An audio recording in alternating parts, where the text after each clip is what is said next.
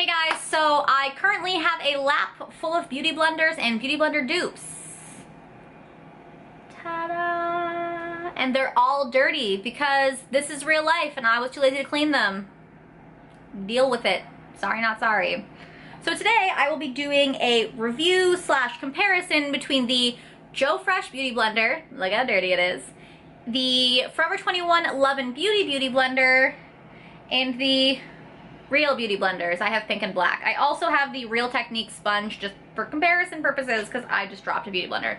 Because why does one person not need 5 beauty blenders? I don't know. Don't judge me. So I picked up these two beauty blenders about 2 weeks ago and I literally used them both twice and decided I hated them and never used them again until this morning. So long story short, that's the gist. I used them this morning because I decided I was going to film a review today when I got home and said I probably should use them once more so that I can make sure I actually hate them. And honestly, I don't hate them, but I don't love them, and they sure as hell ain't no beauty blender. So to start with, everything is wet here, so I'm going to show you size comparison. So this is the Love and Beauty Forever 21 one, and this is the Beauty Blender. As you can see, it's a lot shorter and rounder, and the tip is a little bit finer. And then this is the Joe Fresh one, which is taller than the, oh my god, what is this life? It's kind of taller and skinnier than the Forever 21 one, but fatter than the Beauty Blender. And as soon as I took these two out of the packaging, they were very hard. Like, you know when you touch a beauty blender when it's wet? I mean, it's hard, but it's not hard. I'm not even speaking English today. It's hard, but it's not hard. Like, these almost felt like ping pong balls when I squeezed them. Like, you could barely squeeze them. And when I wet them, they got better, but they're still not on the same level as the Beauty Blender. I am dropping things again. Like, I don't know if you can tell, but this one, it just kind of bounces back so much more than this one, which is kind of more like, it's just so much more dense, I think. And you can tell that it doesn't have like the same, I'm really hoping this will focus. You can see all the little pores on that one and all my nasty foundation stains. Hello. Up close and personal. So it doesn't have the same kind of pores and spongy texture, and I find that the Real Technique sponge, as you guys, if you ever tried both of them, these are very similar in texture.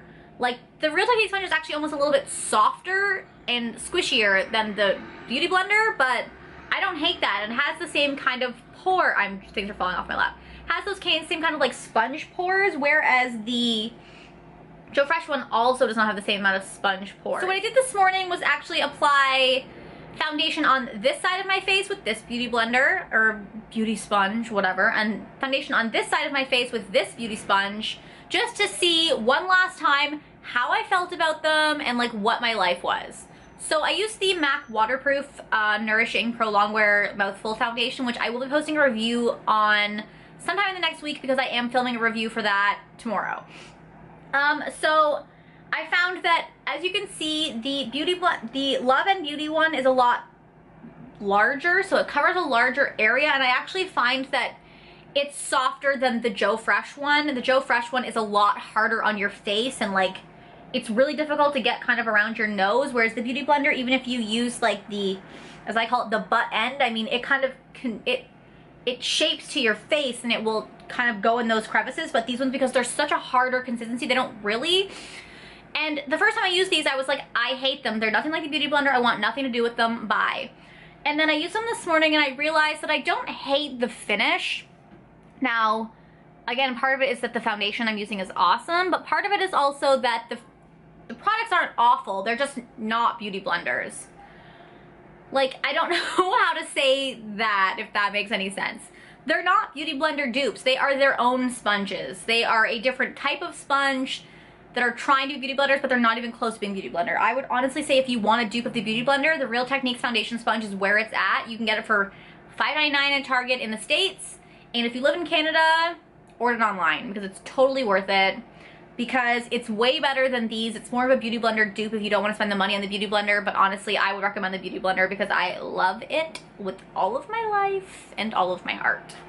These are just not dupes. They do an okay job of applying my foundation, but nothing to write home about. Like I said, foundation turned out okay today, and the finish looked nice enough, but it wasn't beauty blender style. I feel like I'm rambling. So long story short, these are not beauty blender dupes and I really wouldn't recommend them. They're not awful, but they just do not live up to the beauty blender hype and they're not beauty blenders. This one I believe was $6, this one I believe was $4.90.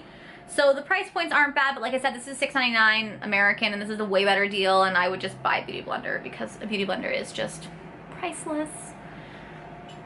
So yeah, that is my story. These are okay. They're just okay. I would recommend them.